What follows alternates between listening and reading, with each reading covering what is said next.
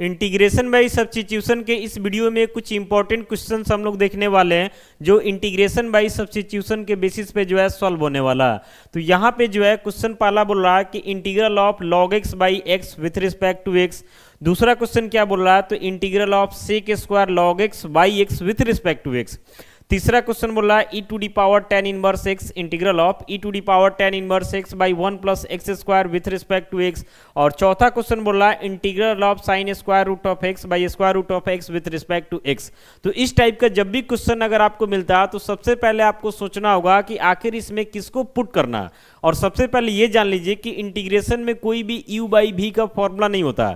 जैसे कि डिफरेंशिएशन में होता है ना कि u बाई v रहता है तो उसको हम डिफरेंशिएट कर लेते हैं, बट इंटीग्रेशन में ऐसा कुछ होता नहीं है। वहां पे कुछ ना कुछ एक्स्ट्रा कॉन्सेप्ट लगा के ही हम लोगों को इंटीग्रेट करना होता। तो वैसे ही ये सब क्वेश्चन जो भी दिया हुआ है इसमें पहले सोचना होगा कि हम किसको पुट करें और क्यों पुट करें, ये सब का रीजन भी होता। उसके बाद ये काफी इजी तरीके से जो है इंटीग्रेट हो जाता। और आपको कैसे पता चलेगा कि हम किसको पुट करें, तो ये डिपेंड आपके प्रैक्टिस के ऊपर होगा। आप जितना ज्यादा क्वेश्चन प्रैक्टिस करेंगे उतना जो है आपका कहीं ना कहीं कॉन्फिडेंस बढ़ेगा और उसके बाद क्वेश्चन देख करके ही पता चल जाएगा कि ये क्वेश्चन जो है कैसे सॉल्व होगा। आइए फिलहाल फर्स्ट नंबर क्वेश्चन को हम देखते हैं। फर्स्ट नंबर क्वेश्चन एकदम कंसंट्रेट होकर देखना। लिखेंगे सबसे पहले सपोज, मान लेते हैं कि i इक्वल टू हमारा क्या, तो integral of log x by x with respect to x। ऊपर भी देखा जाए तो एक फंक्शन है और नीचे भी हमारा एक फंक्शन है। u बाई v का इंटीग्रेशन में कोई फॉर्मूला नहीं होता। तो इसमें हम सोचेंगे कि किसको पुट करें कि उसको पुट करने के बाद दूसरा फंक्शन जो है उसका डेरिवेटिव के टर्म में आ जाए या डेरिवेटिव ही आ जाए। तो यहाँ पे आपको पता होना चाहिए कि log x का डेरिवेटिव जो है 1 बाई एक्स होता है। जब तक डिफरेंशिएशन पे कमांड नहीं होगा तब तक इंटीग्रेशन आपको मुश्किल जरूर लगेगा, ये बात ध्यान रखिएगा। तो यहाँ पे हम पुट किसको करेंगे, तो log x को पुट करेंगे। लिखेंगे वी पुट log x को कुछ मान लेते हैं। log x पूरा जो है एक वेरिएबल को ही रिप्रेजेंट कर रहा, क्योंकि x वेरिएबल है मतलब log x जो है पूरा वेरिएबल ही है। तो इसको कोई सिंपल वेरिएबल t वगैरह मान लेते हैं। अब हम लोग क्या करते हैं कि तो ये x के टर्म है तो इसी वजह से दोनों साइड x के रिस्पेक्ट में डिफरेंशिएट करते हैं। तो derivative of log x with respect to x और इधर हो जाता है derivative of t with respect to x। अब log x के रिस्पेक्ट में डिफरेंशिएट हो रहा तो इसका 1 बाई एक्स होता और इधर आपका dt बाई डी एक्स हो गया। अब यहां से हम लिख सकते हैं 1 बाई एक्स, उधर से dx को भी ले लेंगे तो ये किसके इक्वल हो जाएगा, तो dt के इक्वल हो जाएगा। अब यहां पे ध्यान दीजिएगा तो जो log x है इस log x को हम लोग t माने थे। अब log x को हटा दिया जाए तो क्या बच रहा, तो ऊपर कुछ नहीं तो 1 छुपा हुआ, यानी 1 बाई एक्स डी एक्स बच रहा, 1 बाई एक्स डी एक्स। तो यहाँ कोई छेड़छाड़ नहीं करेंगे, 1 बाई एक्स डी एक्स के जगह पे हम क्या डाल देंगे, तो dt डाल देंगे। यानी फाइनली यहाँ पे वैल्यू पुट होगा तो i इक्वल टू हो जाता इंटीग्रल ऑफ log x, तो log x के जगह t हो जाएगा और बाकी जो बच रहा 1 बाई एक्स डी एक्स उस पूरे जगह पे क्या हो जाएगा, तो dt हो जाएगा। समझिए पूरा क्वेश्चन जो है x से कन्वर्ट होकर के t में आ गया। और पहले देखिए कितना कॉम्प्लिकेटेड था, u बाई v था जिसका कोई फॉर्मूला ही नहीं होता। अगर ये पुट नहीं करते तो इंटीग्रेट भी नहीं होता। लेकिन अब क्वेश्चन देखिए कितना सिंपल बन गया, जैसे कि integral of x with respect to x होता वैसे ही बन गया integral of t with respect to t। अब आसानी से इंटीग्रेट कर सकते हैं और लास्ट में तो t का वैल्यू डाल देंगे, कोई दिक्कत नहीं होगा। तो यहां पे अब क्या हो जाएगा, तो i इक्वल टू क्या हो जाएगा, तो t को इंटीग्रेट कीजिएगा तो टी स्क्वायर बाई 2 हो जाएगा plus constant of integration c हो जाएगा। तो i इक्वल टू यहां से क्या हो जाता है ये ध्यान दीजिएगा, तो t का वैल्यू पुट करेंगे तो t का वैल्यू है log x, t का वैल्यू log x है का होल स्क्वायर हो जाएगा और बाई क्या हो जाएगा, तो 2 हो जाएगा और प्लस कांस्टेंट ऑफ इंटीग्रेशन कितना आ जाएगा, तो c हो जाएगा। देख रहे हैं कितना इजीली जो है इंटीग्रेट हो गया। जो क्वेश्चन पहले इतना कॉम्प्लिकेटेड दिख रहा था पुट करने की वजह से इतना सिंपल हो गया और इजीली जो है इंटीग्रेट भी हो गया। इसीलिए जो है इंटीग्रेशन बाय सब्स्टिट्यूशन इंटीग्रेशन का एक बहुत ही इंपॉर्टेंट पार्ट माना जाता है, क्योंकि इसका हेल्प से जो है बहुत सारे क्वेश्चन को हम लोग क्या करते हैं, सॉल्व करते हैं। अब ये कैसे पता चलेगा कि भाई हम log x को ही माने, तो ये जो है आपके प्रैक्टिस के ऊपर डिपेंड करेगा। बहुत सारा प्रैक्टिस हम कराएंगे, सारे वीडियो को अगर आप देख लेते हैं हमारे इंटीग्रेशन के प्लेलिस्ट में जाकर के तो आपको कोई दिक्कत नहीं होगा। आइए क्वेश्चन नंबर 2 में आते हैं। क्वेश्चन नंबर 2 कंसंट्रेट होकर देखिए। और मैथमेटिक्स तो आपको पता है कि प्रैक्टिस का ही चीज है, जितना ज्यादा प्रैक्टिस कीजिए उतना आपका कॉन्फिडेंस लेवल बढ़ते जाएगा। जितना लो प्रैक्टिस होगा उतना ज्यादा कंफ्यूजन आपके मन में रहेगा। क्वेश्चन नंबर 2 में आते हैं तो यहां पे सपोज करते हैं, सपोज i इक्वल टू क्या हो गया, तो integral of sec square log x by x with respect to x। अब यहाँ पे क्या करेंगे तो देखिए सेक स्क्वायर बोल रहा, तो आपको तुरंत मन में आ जाना चाहिए कि सेक स्क्वायर से रिलेटेड इंटीग्रेशन में फॉर्मूला होता है, integral of sec square X with respect to X रहता, तो उसका फॉर्मूला क्या होता, तो tan x plus constant of integration C. ये सब पूरा माइंड में दौड़ना चाहिए। तो यहाँ पे देखिए कि सेक स्क्वायर इसका एंगल log x है, और log x का डेरिवेटिव 1/x आता है, ये हट जाएगा, यानी log x को यहाँ पे भी पुट करना पड़ेगा।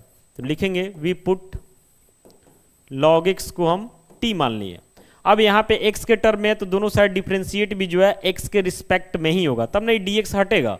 तो यहाँ से हो जाएगा derivative of log x with respect to x, और यहाँ हो जाता है derivative of t with respect to x। अब log x को डिफरेंशिएट कीजिएगा तो 1/x, इधर से dx को खींच लेते हैं तो क्या हो जाएगा, तो dt हो जाएगा। अब यहाँ जब हम लोग वैल्यू पुट करेंगे, ये चीज़ पहले सोच लेना, तो सेक स्क्वायर log x के जगह पे t आ जाएगा, बच क्या रहा, तो ऊपर 1, जब ये हट जाएगा तो ऊपर 1 बचेगा, नीचे x, यानी 1/x dx, तो 1/x dx के जगह पे dt, यानी यहाँ पे कोई छेड़छाड़ नहीं करेंगे। अब सीधे वैल्यू डालेंगे तो i इक्वल टू हो जाता इंटीग्रल ऑफ सेक स्क्वायर जो log x है उसके जगह पे t आ जाएगा, और बाकी जो ऊपर ये हट जाएगा तो 1 बच रहा और नीचे x और dx, यानी 1/x dx के जगह पे क्या आ जाएगा, तो dt आ जाएगा। यानी ऐसे हो गया कि i equal to integral of sec square t with respect to t। t यहाँ पे एक वेरिएबल समझना है, क्योंकि x वेरिएबल है तो log x भी वेरिएबल को रिप्रेजेंट करेगा, और log x का ही वैल्यू t है तो t एक वेरिएबल है। यानी समझिए क्वेश्चन बन गया integral of sec square t with respect to t। जैसे होता है ना integral of sec square x with respect to x, वैसे ये t में कन्वर्ट हो गया, लास्ट में t का वैल्यू डाल देंगे, और t के वजह से ही क्वेश्चन हमारा आसान हुआ है। तो ये यहाँ पे क्या होता है इसका फॉर्मूला, तो इसका फॉर्मूला होता है tan t हो जाएगा plus constant of integration c। Last में t का वैल्यू जरूर पुट कीजिएगा, क्योंकि ये क्वेश्चन सॉल्व करने के लिए पुट किया गया और लास्ट में इसको हटाना एकदम जरूरी है।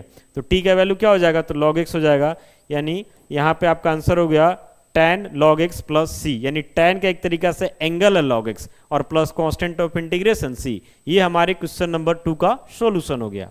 आइए बढ़ते हैं क्वेश्चन नंबर 3 की तरफ। क्वेश्चन नंबर 3 में आपका integral of e to the power tan inverse x by 1 plus x square with respect to क्या, तो x है। देखिए इसको कैसे इंटीग्रेट करते हैं। क्वेश्चन नंबर 3 लिखेंगे, सपोज सबसे पहले यानी मान लेते हैं, यहाँ लेट भी आप लिख सकते हैं, i इक्वल टू क्या, तो integral of e to the power tan inverse x by 1 plus x square with respect to x। Question वैसा ही सेट किया रहता है कि एक को पुट कीजिएगा, दूसरा ऑटोमेटिक उसका डेरिवेटिव के फॉर्म में आ जाता है, समझ रहे ना। ऐसा नहीं कि कुछ भी लिख देंगे तो क्वेश्चन बन जाएगा, ऐसा पॉसिबल नहीं है। जैसे यहाँ पे आप स्पष्ट देख रहे हैं कि e का पावर tan इनवर्स x है, और tan इनवर्स x का डेरिवेटिव होता है 1/1 प्लस एक्स स्क्वायर, आराम से हट जाएगा। यानी इसमें किसको पुट किया जाएगा, तो इसमें पुट किया जाएगा tan इनवर्स x को, और जब tan इनवर्स x को t वगैरह मान लेंगे तो e का पावर t हो जाएगा, उसका होता है आपका इंटीग्रेशन में फॉर्मूला, बाकी आगे एडजस्ट कर लेंगे। बस ये जानना जरूरी है कि इसमें पुट किसको करना है, तो फिलहाल tan इनवर्स x पुट होगा। लिखते हैं we put tan inverse x, ये पूरा समझिए एक वेरिएबल ही है, चूंकि x वेरिएबल है तो ये पूरा क्या है, वेरिएबल ही है, इसको हम सिंपल वेरिएबल t मान लेते हैं।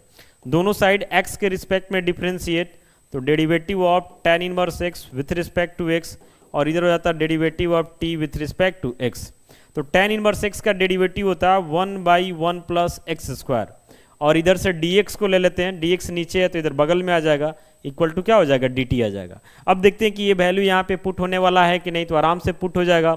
e to the power tan inverse x, तो tan इनवर्स x के जगह t, और जब ये सारा हट जाएगा तो ऊपर कुछ नहीं, यानी 1 छुपा हुआ, और नीचे 1 प्लस एक्स स्क्वायर और फिर dx, तो इतना आ गया। यानी इस जगह पे हम सीधे क्या डालेंगे, तो dt डाल देंगे। तो लिखेंगे देयरफॉर करके कि i इक्वल टू हो जाता है integral of e to the power t, और बाकी जो बच रहा उस जगह पे dt आ जा रहा।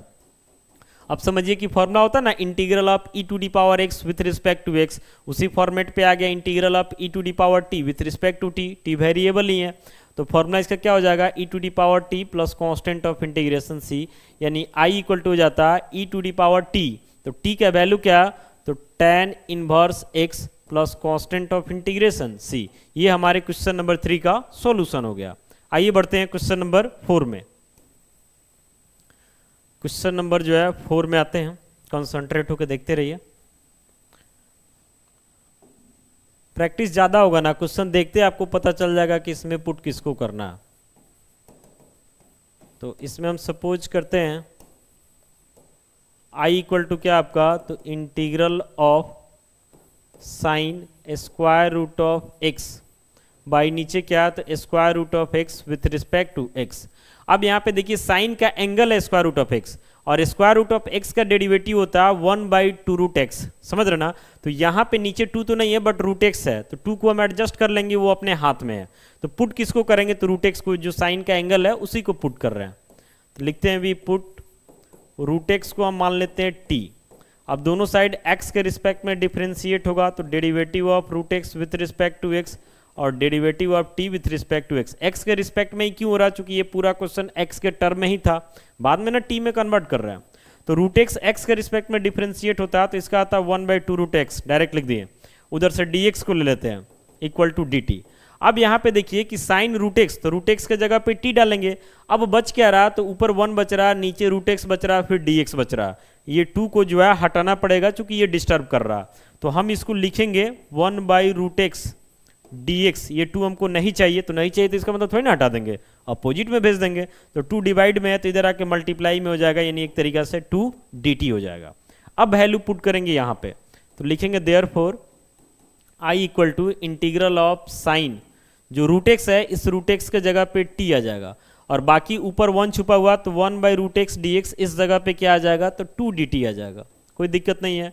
2 आपका कांस्टेंट ऑफ इंटीग्रेशन है, तो ये बाहर निकल जाएगा, तो बचेगा integral of sine T with respect to T.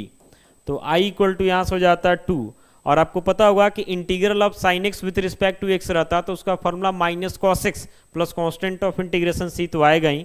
तो यहाँ पे हो जाता है minus cos T plus constant of integration C.